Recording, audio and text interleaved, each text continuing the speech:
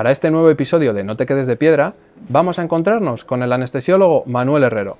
Tendremos una charla centrada en el dolor crónico, y para que sea de la forma más indolora posible, nada mejor que reunirnos en esta planta con estas maravillosas vistas. Bueno, Manuel, pues nada, muchas gracias por venir. Fíjate qué emplazamiento, qué terraza con estas vistas tan maravillosas hemos elegido para hablar de una forma indolora sobre el manejo del dolor en las espondiloartritis. Gracias a ti por la invitación, además con estas vistas de Madrid, siendo yo de esta ciudad, pues perfecto. Y bueno, Manuel, ¿nos puedes contar alguna anécdota o alguna situación en la que te hayas quedado de piedra? Una que me pasó, la primera vez que me pasó, me quedé un poco de piedra. Como sabes, yo trabajo en una unidad del dolor. Bueno, la primera vez que un paciente llega a la unidad del dolor y me cuenta que a alguien le han mandado ahí, pero que no sabe qué hace ahí porque él no se está muriendo.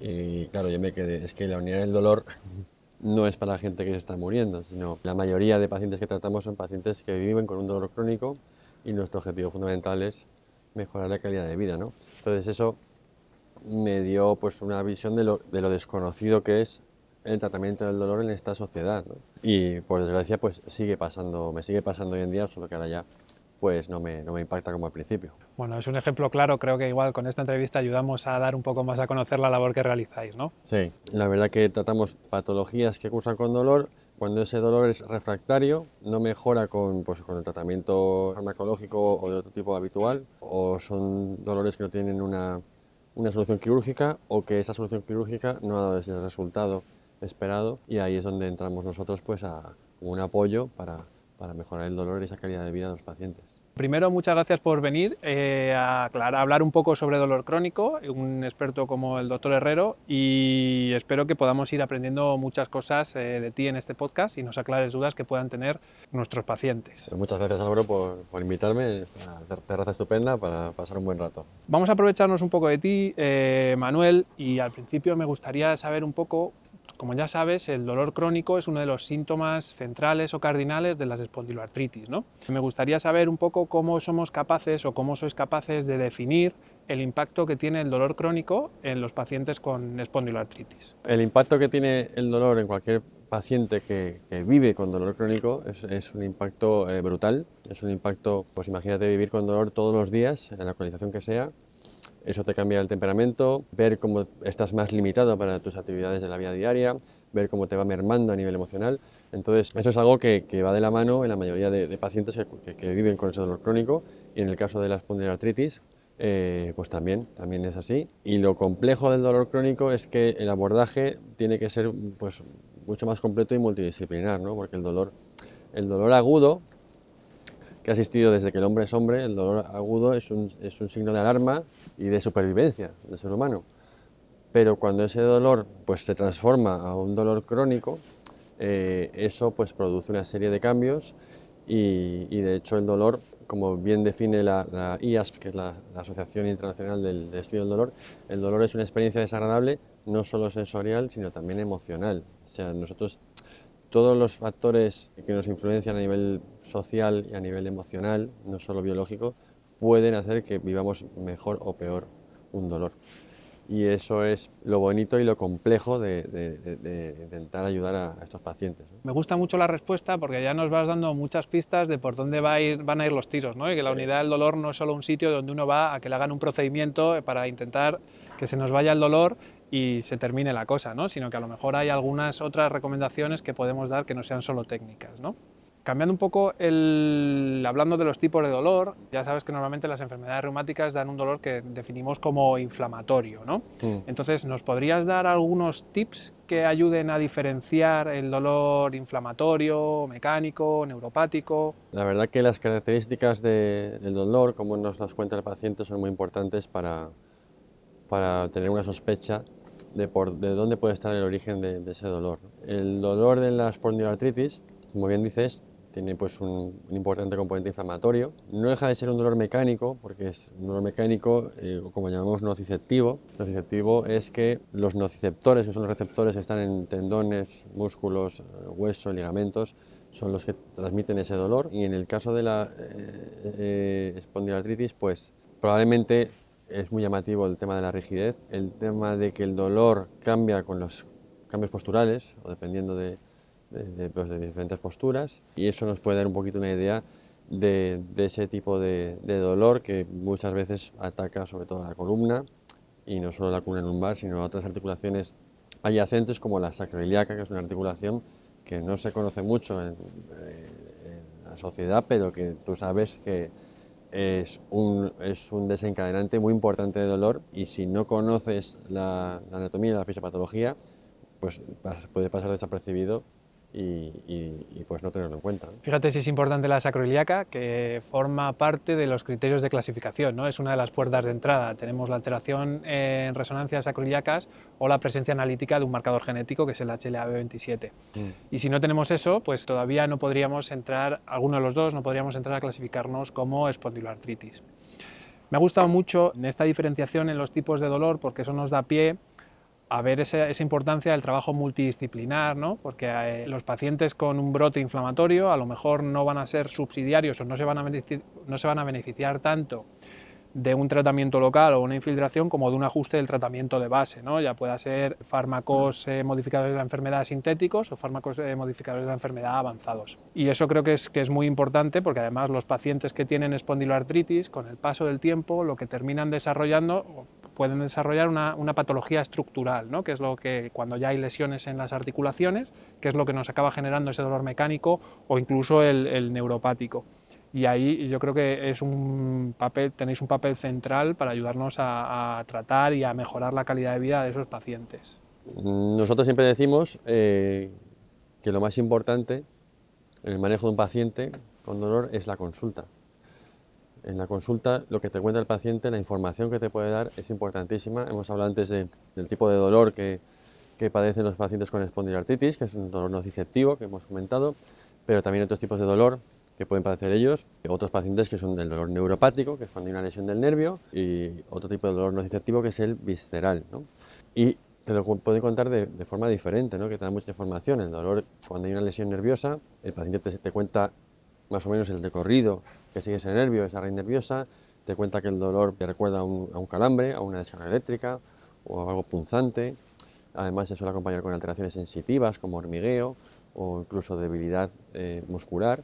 El dolor nociceptivo que hemos hablado de mecánico, incluso mecánico inflamatorio, pues es un dolor mucho más localizado, mucho más opresivo y que no tiene esas características, se puede irradiar y además depende mucho del movimiento, ¿no? O sea, hay posturas que empeoran, posturas que pueden mejorar, que te dan información. En el dolor neuropático los pacientes están mucho más inquietos porque no dependen muchas veces del movimiento.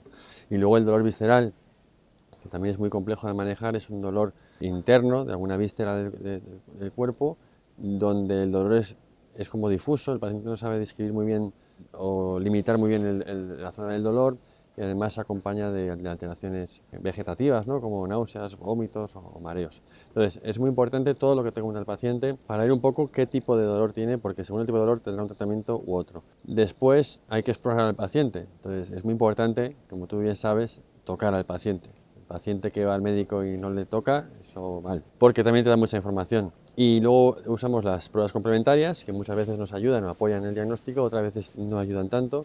Un procedimiento que hacemos muchas veces en la unidad del dolor y que la gente no lo sabe, incluso compañeros del área sanitaria igual tampoco lo conocen, es que hacemos bloqueos diagnósticos. Nosotros hacemos técnicas, la mayoría de técnicas que hacemos intervencionistas son percutáneas, son con agujas, son infiltraciones, otro tipo de técnicas que normalmente se hacen con anestesia local y de forma ambulatoria, son muy seguras, el paciente viene, se hace el procedimiento y se va a casa. Porque muchas veces no sabemos realmente cuál es el foco del dolor, lo que está originando el dolor principal del paciente, ¿no? Porque un paciente con lumbalgia, la lumbalgia puede venir de los músculos, puede venir de un disco, de una protrusión discal, puede venir de la articulación sacroiliaca, puede venir de muchas zonas. Entonces, si nosotros sospechamos que el origen del dolor viene de una estructura, le hacemos una infiltración con anestesia local para bloquear esa transmisión del dolor. Si el paciente mejora mucho los días posteriores, pues ya confirmamos dónde está ese origen del dolor y ya podemos diagnosticar ese síndrome doloroso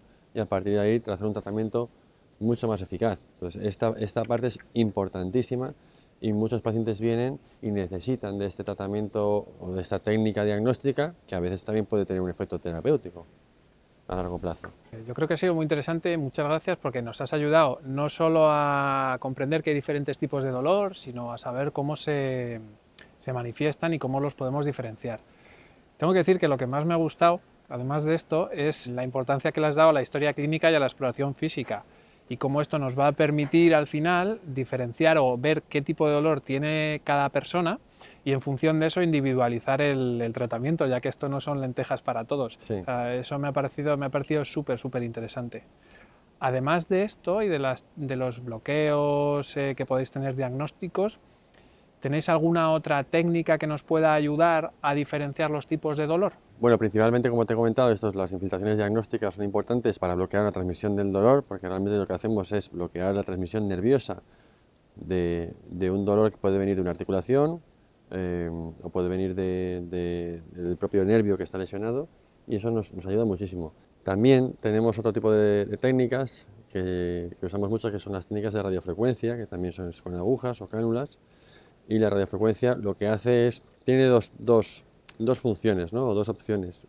La opción clásica, que es la opción de quemar una estructura nerviosa, o sea, una aguja que la punta de esa aguja es una punta activa y hace una lesión muy pequeñita, lo que hace es denervar o quemar un nervio, una terminación nerviosa sensitiva que está transmitiendo el dolor.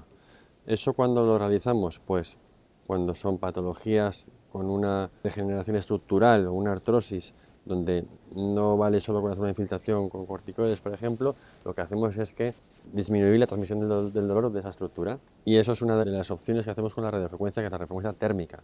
Luego hay otro tipo de modalidad, que es la radiofrecuencia en pulsos, que no quema, pero neuromodula la transmisión del dolor. Es como que apaga un poco o atenúa la transmisión del dolor, y eso lo usamos en estructuras que no puedes quemar, como una raíz nerviosa. Entonces, si quemas una raíz nerviosa, al paciente le dejas cojo y aparte que puede producir más dolor. Oye, pues la verdad es que creo que es muy interesante y muy esclarecedor saber qué procedimientos diagnósticos también podemos esperar en la unidad del dolor y que no son todo intervenciones terapéuticas. Eso creo que puede ser muy útil. Como hemos hablado de los diferentes tipos de dolor y del impacto que puede tener en la calidad de vida, creo que sería interesante que nos contaras un poco de cómo el dolor crónico puede afectar a la esfera psicosocial de las personas con dolor. Todo el paciente, o prácticamente todo paciente que llega a la unidad del dolor, tiene un impacto emocional o un impacto en su vida social, familiar importante, ¿no? Entonces, nosotros somos especialistas de algo concreto, yo en mi caso soy anestesiólogo, pero lo ideal sería que ese manejo fuera multidisciplinar, o sea, que en las unidades del dolor hubiese no solo anestesiólogos, sino también rehabilitadores, fisioterapeutas, psicólogos. Lo primero que yo metería son psicólogos, y hay pocas unidades del dolor en España que tengan esa multidisciplinaridad, ¿no? Entonces, muchas veces nos toca, ya con escuchar al paciente, que tú lo sabes también, porque es que esto nos pasa, ya es un alivio, ¿no? Pero sí que hay determinados pacientes donde ese impacto es mucho mayor. Entonces, tú, cuando tienes factores que pueden afectar negativamente a cómo uno vive el dolor, tienes que intentar controlarlos también, porque si solo te focalizas en un tratamiento intervencionista o en un fármaco para el dolor, pero ese paciente tiene una depresión importante secundaria, muchas veces todo lo que tú hagas puede ser menos efectivo, porque hay otro factor que es muy fuerte que está haciendo que el paciente todo lo viva mucho más negro, ¿no?, de lo que ya lo vive. Entonces, con la experiencia vas viendo al paciente que tienes delante y también más o menos pues, te da pistas de qué tipo de personalidad, de cómo es o de su ambiente alrededor. También hay cuestionarios que te ayudan a valorar esto, hay cuestionarios de depresión o de catastrofismo, porque muchas veces los pacientes que tienen un alto índice de catastrofismo suelen responder peor a las terapias, ¿no? Entonces, no solo te sirve para diagnosticar esos factores que hay que controlar, sino también cómo pueden responder luego al tratamiento, ¿no? Entonces es muy importante. Creo que es muy interesante cómo has puntualizado que el estado de ánimo o cómo nos encontramos en cada momento y cómo vive cada persona su dolor puede afectar también a la respuesta a cada tratamiento, ¿no?, a cada intervención. Entonces sí que parece altamente necesaria esa incorporación, ¿no?, de más personal a las unidades de dolor ya a nivel nacional. Volviendo un poco con esto, creo que puede haber también personas que vivan de una manera angustiosa, ¿no?, el tener que ir a la unidad del dolor desde ese desconocimiento, o Sí. personas que una vez después de la consulta, de la exploración, se les ha planteado alguna técnica intervencionista y pueden sentirse como intimidados, ¿no? Un poco por la situación. Sí. ¿Cómo abordáis esto en la consulta? Los pacientes cuando llegan a la unidad del dolor, especialmente pues, en la sanidad pública, ¿no? Cuando llegan ahí han pasado por un proceso muy largo, ¿no? Donde han visto a muchos médicos, han tenido que esperar tiempo, etcétera. Entonces yo creo que cuando llegan ahí ya lo que les ofrezcas van a decir que sí, porque creen que llegan porque no hay nada que hacer con ellos, que es un error, porque nosotros no estamos para cuando no hay nada que hacer, nosotros estamos para ir de la mano con otras especialidades, ¿no? Antiguamente el tratamiento intervencionista del dolor era como el último escalón cuando todo lo demás falla, ¿no? Todos los tratamientos farmacológicos fallan. Ahora mismo es así, está contemplado en cualquier escalón si está bien indicado, porque mejora la calidad de vida del paciente.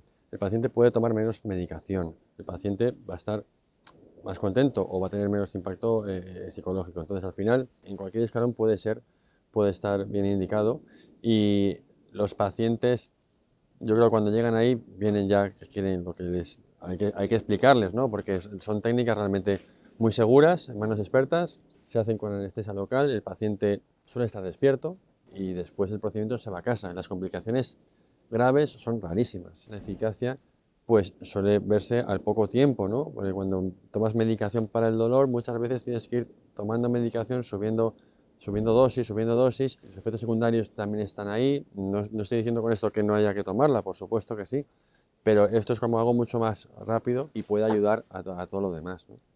Además, creo que es muy interesante el ayudar a no aumentar las dosis de medicación en otro grupo de pacientes, como pueden ser los pacientes con mucha medicación crónica, ¿no? Que además tenemos un riesgo de interacciones, y esto puede ayudarnos a que sean manejados de una forma como más segura, ¿no? Y menos riesgo de tener efectos secundarios. Yo creo que esto es clave, y de cara luego a cómo diseñamos o cómo se diseña en la unidad del dolor un abordaje, un plan terapéutico con cada paciente, ¿nos podrías dar algún tip?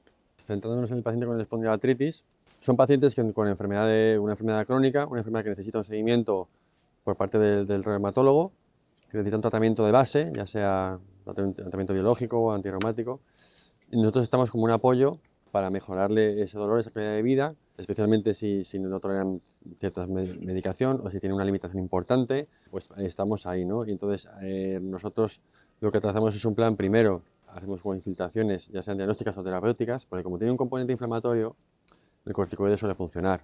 Hay pacientes con un dolor mecánico no inflamatorio, le pones corticoide y muchas veces no funciona. Y empezamos, yo creo que por ahí, y luego si hay que plantearse una denervación, como hemos hablado, con radiofrecuencia térmica, de ramos sensitivos que inerven pues, las articulaciones posteriores lumbares o la sacroiliaca, que está muy afectada en estos pacientes, siempre buscando técnicas que den un alivio a largo plazo. El paciente tiene que saber que no, por desgracia, no le vamos a curar, nosotros como especialistas en dolor, pero sí le vamos a mejorar, o nuestra intención es mejorarle su calidad de vida temporalmente. Cuanto más tiempo mejoren, mejor. Entonces, siempre buscamos pues, tener técnicas que den ese alivio prolongado, ¿no? Creo que además es muy importante eso que has dicho, ¿no? De conceptualizar y modular un poco las expectativas que podemos tener con cada terapia o tratamiento que vayamos a realizar. Luego, de cara al largo plazo, los reumatólogos que somos un poco así muy de medir todo, entonces la pregunta es básicamente, una vez que realizas una técnica, de cara al seguimiento, ¿cómo evalúas esa eficacia a largo plazo? Bueno, te puedes ayudar de escalas validadas.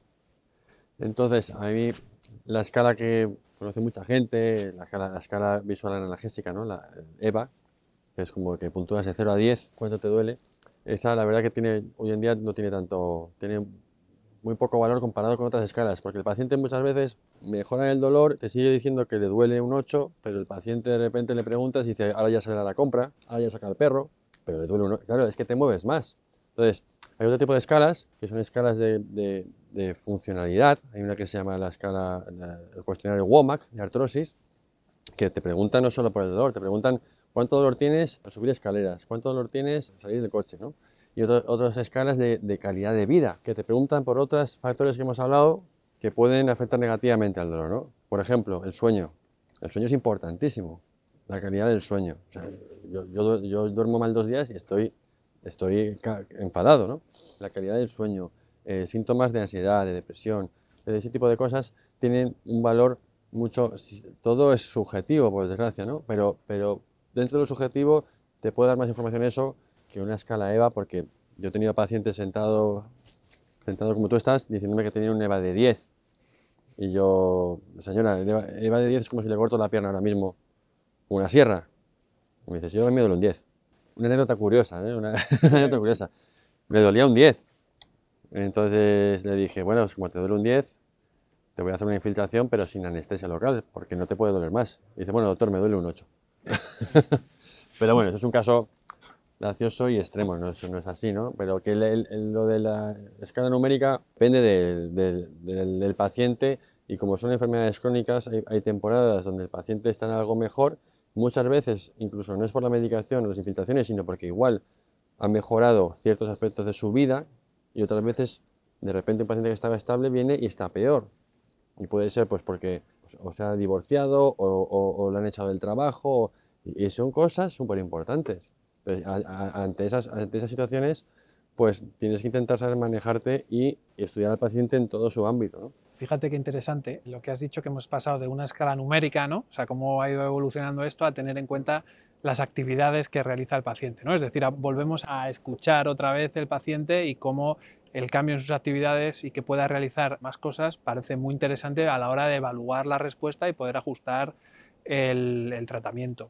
Así como tenemos otros factores como es el sueño, ¿no? Y el estado de ánimo, que afectan mucho en la percepción del dolor. Como especialista en dolor crónico, ¿qué consejos les darías a los pacientes para intentar paliar esa afectación del dolor en su vida, independientemente de los procedimientos que tengan que hacerse?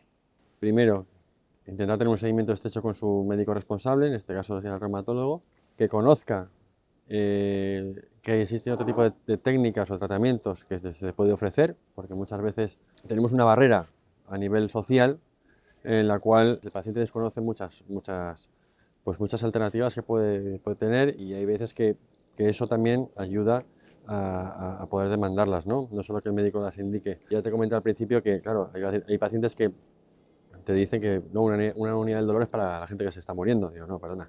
Todo eso es importante, la información, y por eso es importante esta reunión que tenemos hoy. Y por supuesto, dentro del problema de rigidez y demás, todo lo que puedan ayudar a mejorar esa rigidez a nivel de ejercicio, a nivel de fisioterapia, pues al final es un tratamiento todo complementario, ¿no? Es muy importante, y tener un contacto estrecho con el reumatólogo o con el médico del centro de salud, que es súper importante, es el primer filtro de todos, y es el que muchas veces lleva el seguimiento de los fármacos, ¿no? Entonces, al final, tiene que haber una conexión entre todos, ¿no? Bueno, Manuel, pues muchas gracias por venir. Creo que ha sido una charla súper enriquecedora, no solo en cuanto a dar a conocer lo que se hace en la unidad del dolor, sino a cómo se ha humanizado, ¿no? O por lo menos cómo tú has humanizado este abordaje del dolor, y cómo tenemos que pasar a tener en cuenta, ¿no?, ese modelo más biopsicosocial, ¿no? No solo el número de lo que a usted le duele, sino el que es usted capaz de hacer y cómo influimos en la vida del paciente. Así que yo creo que esto va a ayudar a mucha gente, así que muchas gracias. Gracias a ti, Álvaro. Un placer.